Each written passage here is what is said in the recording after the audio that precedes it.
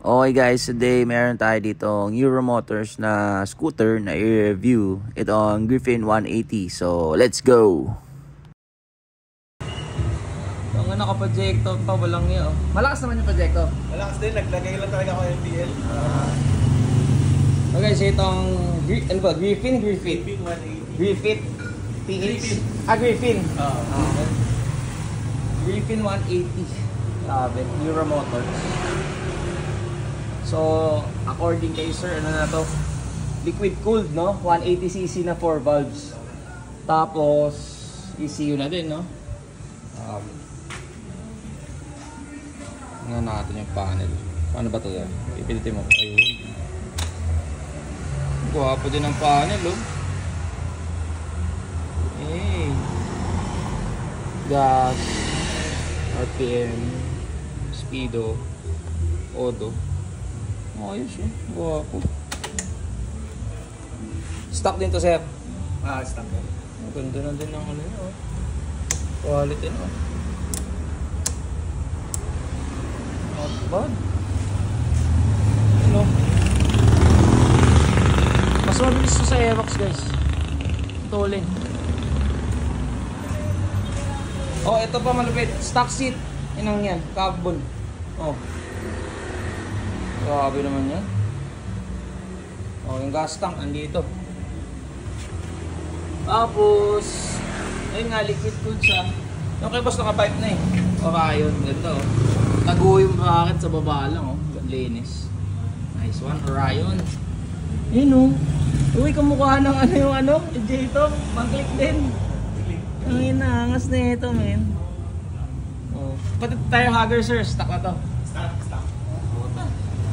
Kaya nga ng shock. Okay, so yung shock niya para naman sa ano, awig ng ADB. No? Oh, gulong sir.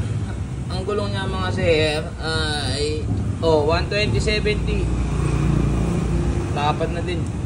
Sa likod, harap 100. Yan. Smugs niya parang Aerox. Ano? Limaw to, hybrid eh. Lahat ng maganda ng mga motor pinagsama niya. Tapos itong puwitan niya ay wala yung Aerox dito, guys. Click, kamukha ng click. Aerox click. Ganyan ang datingan. Tapos ito malupit. Ting! Disc brake pa yung likod. Nak ng puta oh. Egul. Ganda men. Suabe. Solid yung motor. Guwapo pa. Oh. Angas. Tapos according kay Bossing, ang CVT nito is ano, Honda Click 125/150. Buksan natin, check natin mamaya. Test drive muna ulit. Ay hindi, mamaya na. Oh, mamaya na. Ay hindi, kuna natin para makita nyo. Teka. Oh, ayan may ari guys, Bossing.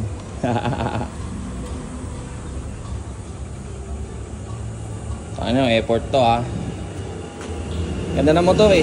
Tamad ako mag-vlog eh. Kaya lang kasi pag magandang ganito, nakaka-excite i-vlog eh. Parang yung RFI dati. Familiar ka doon? Rusi. Rusi oh. Oo.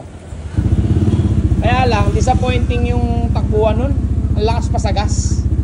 Ito may 35 may Kataw kaya ata eh. Hindi naman.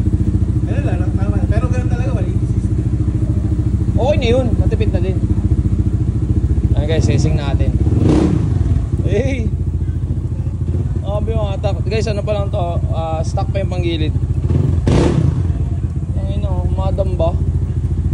Bagay, 180. Pero kasi pag ano, usually pag 180 kasi ng mga hindi Yamaha Honda, parang, hindi ganun ka, ano. Oo, parang mahina sa 180, parang ganun.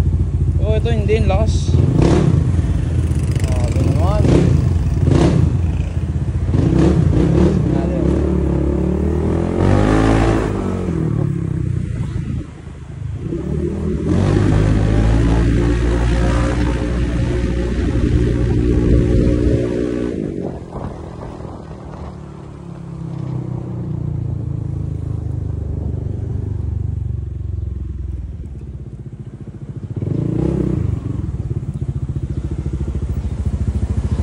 Suspension lang natin.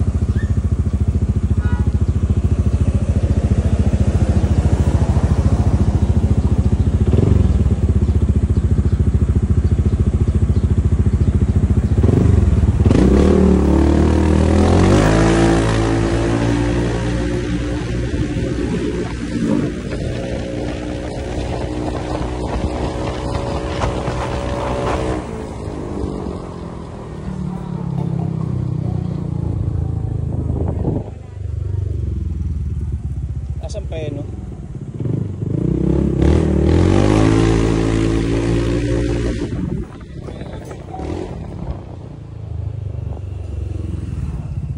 Ulin. Sa stock malakas to guys. Pag binuksan mo pa yung panggilid na ito, tuloy. Grabe, bilis.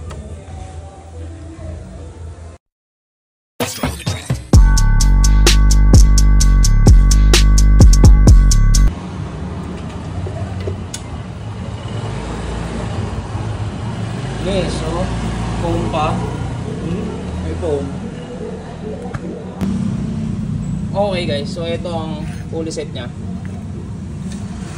Tapos ito yung drive face. Ito ang click. Click 125 150. Parang ayun, sabi na. Hindi sila magkasukat. So hindi siya 125 150. Okay.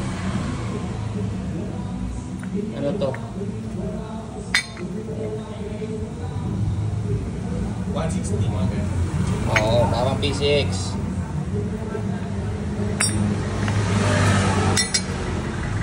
Yan. Pero yung bell at clutch yan, lahat naman ng Honda same yan. PCX, kahit yung ADB, click 125 150 same lahat. So yung belt nya, kawig din ng Honda click ko. Yun, nice. So gagawin natin, papalit tayo ng clutch spring, center spring, tsaka flyball.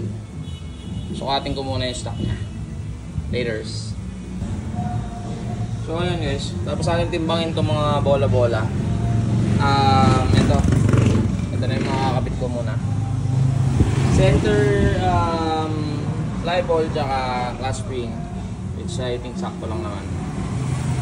So kakabit muna natin.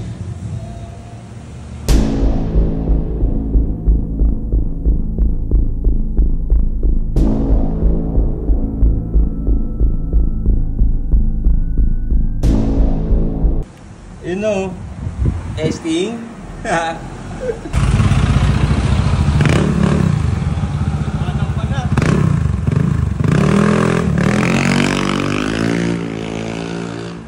Okay, take 2 guys. Hindi pala na-play kanina, walang iya. Ang tinesting ko. Na-testing ni Bossing, malakas naman daw. Baka feeling lang namin.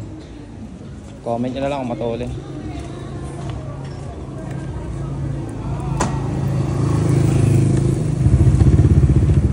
Ayos ba? Ganda ba yung airbox namin? Ha? Airbox pa eh. Panggilid, click.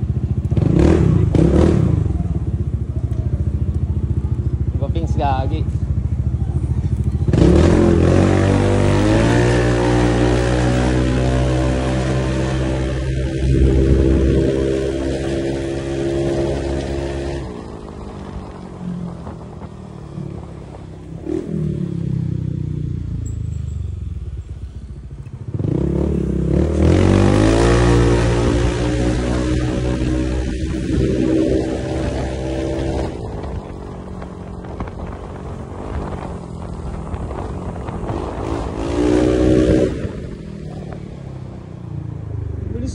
Disc brake pa oh.